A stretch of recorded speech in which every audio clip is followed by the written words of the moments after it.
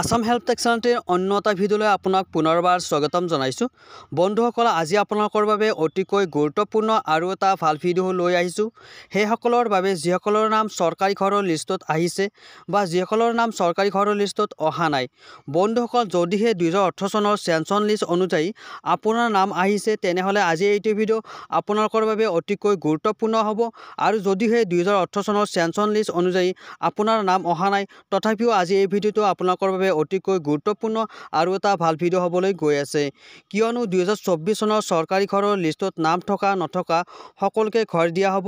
আৰু এই ঘৰ নতুনকৈ ডিজাইন বনোৱা হৈছে, নতুনকৈ নিয়ম ধৰি দিয়া হৈছে। কেনেকৈ আপুনি 2024 চনত ঘৰ বনাব লাগিব, কি নিয়ম মানিব লাগিব। কিয়নো যিসকলৰ নাম 2018 চনৰ চেনচন লিষ্ট অনুযায়ী নাম অহা নাই, সেইসকলৰ ঘৰত পুনৰ জিঅ' টেগিং হ'ব। সেইকাৰণে আজি এই ভিডিঅ'টো দুয়োপক্ষৰ বাবে গুৰুত্বপূৰ্ণ হ'ব। যিসকলৰ নাম 2024 বৰ্ষৰ তালিকাত আহিছে আৰু যিসকলৰ নাম 2024 বৰ্ষৰ তালিকাত অহা নাই। কিয়নো আজি এই ভিডিঅ'টোৰ জৰিয়তে আপোনালোকক দেখুৱাম যে নতুনকৈ 2024 চনৰ ঘৰ কেনেকৈ বনাব লাগিব, কি নিয়ম মানিব লাগিব, ঘৰটো কিমানটা কিস্তিত কিমান টকা দিয়া হ'ব, এই ঘৰখনত বাজেট কিমান হ'ব, সম্পূৰ্ণখিনি আজি এই ভিডিঅ'টোৰ জৰিয়তে জনাবলৈ চেষ্টা কৰিম। সেইকাৰণে ভিডিঅ'টো স্কিপ নকৰি সম্পূৰ্ণৰূপে শেষলৈ চাই থাকিব। চেনেলটিলৈ যদি প্ৰথম আহিছে, সৰু এটা ৰিকুৱেষ্ট কৰিছোঁ, চেনেলটি ছাবস্ক্ৰাইব কৰি আহিব এনেধৰণৰ ইনফৰ্মেটিভ ভিডিঅ'বোৰ ৰেগুলাৰ পাই থাকিবলৈ। তেনেহ'লে দেৰি নকৰি ভিডিঅ'টো আৰম্ভ কৰোঁ। 2024 বৰ্ষৰ চৰকাৰী ঘৰত কি নতুন নিয়ম অনুযায়ী আমি এই ঘৰবোৰ বনাব লাগিব চাই লওঁ। নিয়ম 1, প্ৰতিখন ঘৰৰ বাজেট হ'ব 2,70,000 টকা। আগতে এটা ঘৰৰ বাজেট আছিলে 1,30,000 টকা আৰু জব কাৰ্ডৰ বাবদ দিয়া হৈছিলে 20,000 টকা। টোটেল দিয়া হৈছিল 1.5 লাখ টকা। কিন্তু এইবাৰ বৃদ্ধি কৰি প্ৰতিটো ঘৰৰ নামত 2,70,000 টকা দিয়া হ'ব। ইয়াতে 2 নম্বৰত কোৱা হৈছে যে প্ৰতিখন ঘৰৰ মিস্ত্ৰী খৰচৰ বাবদ অতিৰিক্ত 30,000 টকা দিয়া হ'ব। অৰ্থাৎ আগতকৈ বহুখিনি বৃদ্ধি কৰা হৈছে।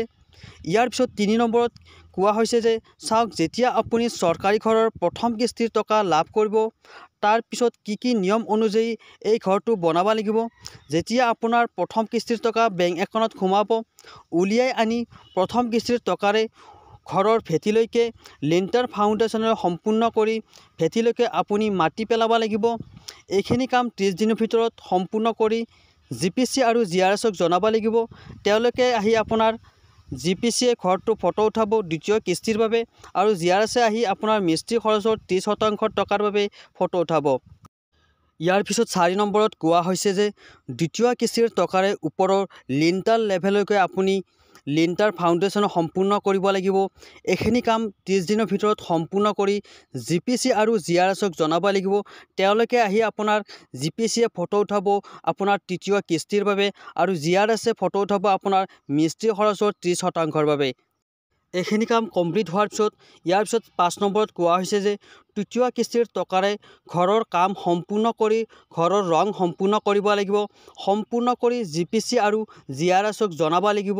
GRSে মিস্ত্ৰী খৰচৰ 40% টকাৰ বাবে আপোনাৰ ফটো উঠাব আৰু GPCয়ে ঘৰৰ কাম সম্পূৰ্ণ হৈছে বুলি তথ্য পঠাব। এইখিনি কাম কমপ্লিট হ'লে আপোনাৰ ঘৰটো সকলোখিনি ভেৰিফিকেশ্যন কমপ্লিট হৈ যাব, লগতে গোটেইকেইটা কিস্তি কমপ্লিট হৈ পৰিব। এতিয়া বহুতৰ মনত প্ৰশ্ন আহিব পাৰে যে আমি ঘৰখনত ব্যক্তিগত টকা মিহলাই ঘৰখন বহলাই বনাব পাৰিম নে নোৱাৰিম। যদি আপোনাৰ সমৰ্থ আছে ঘৰখন বহলাই বনাবলৈ, তেনেহ'লে নিশ্চয় বনাব পাৰিব।